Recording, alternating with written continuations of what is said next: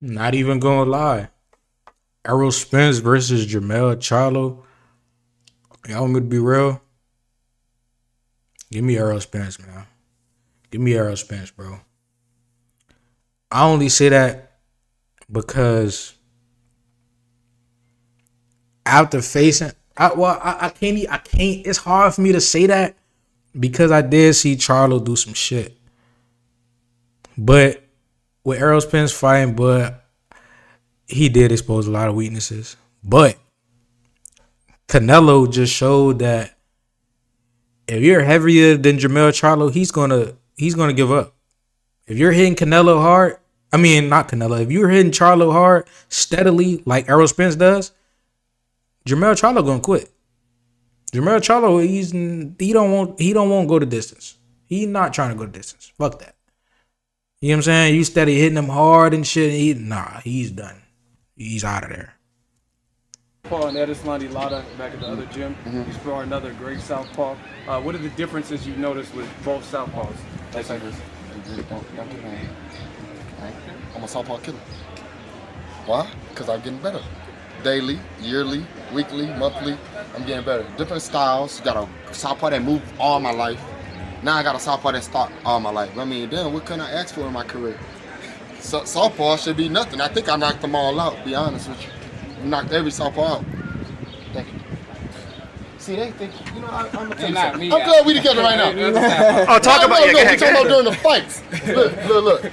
Not every southpaw. Come on, they know what I'm talking about. Look, I got it. Oh, we gonna title. Oh, it's definitely gonna get title. It's definitely gonna get title. You knocked out every southpaw. Now let's get, for sure. We need to get to the shit because we gotta go. This man never knocked me out in sparring. That's a fucking lie. All right. This motherfucker work hard. Man, who is that dude, man? We gotta kick him out the gym. I ain't never seen him before. So after the WBA elevated Tellus to the WBA Super Champion at 154, they also ordered him to fight the former undisputed champion at 154 and the only one, Jermell Charlo. That's when Jermell Charlo announced his comeback and put the icing on the cake by calling out his teammate, a longtime friend that he considered like a brother at one point, Errol Spence, the big fish, the shark himself. Jermell Charlo said, quote, "Fight date coming soon. No friends in the industry." End of the quote. Then Jermell caught everybody out, man. Jermell just need a fight, bro. Jermell just need a fight. He caught the whole fucking 154 out. He caught out Fundora. Who the fuck wants to watch Fundora? You get me? That's when I knew he lost it. That's how I knew he was desperate for a fight. He caught out Fundora, gang. Bro. When I seen that Fundora versus Tim Tszyu fight, gang, it didn't show me how good Fundora was. It showed me how shitty Tim Tszyu was. You get what I'm saying? No cap. Charlo posted a picture of a lion eating a shark. And we know they in different habitats. They were friends. However, all of a sudden, out of nowhere, Jermell Charlo wants the smoke with Errol Spence. I ain't gonna lie to y'all, I'm speechless with this. I didn't see this one coming because of the timing. Since Errol Spence is wounded, we don't know if we ever gonna see Errol Spence back in the ring. But the good news for the Errol Spence fans, Errol Spence is back sparring, if that means anything. Now, at one point, Errol Spence actually didn't mind fighting Jermell Charlo when they were both undefeated. When Errol was holding it down at 147 and Jermell was holding it down at 154. However, it was Jermell that wasn't interested at first. But then that changed over time. When the saga of Errol Spence and Crawford negotiations dragged out, Errol Spence proposed the idea of fighting Jermell Charlo. He said he would do it if the money is right, and Jermell co-signed that.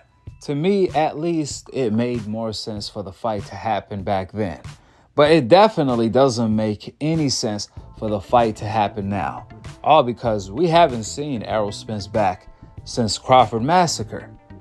Therefore, we don't know if Errol Spence is even the same guy.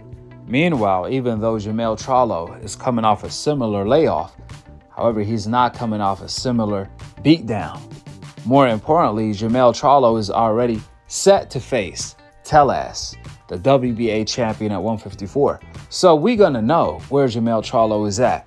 However, we don't know where the Shark, Errol Spence, has been. Therefore, the fight doesn't make sense in any type of way, shape, or form. You got to give Jermell Charlo his respect, though. He was undisputed at 54. Come on. Tank wasn't undisputed, no way. You get me? I just had to put that out there, bro, because y'all motherfuckers be dick around. But at the same time, Tank said he don't fight for belts. He fight for money, which is respectable. He want his lineage to go down, live in the suburbs. I respect it. No cap. I mean, but Charlo trying to go down in history. He trying to be remembered as, you get what I'm saying, one of the greats. I respect it. No cap.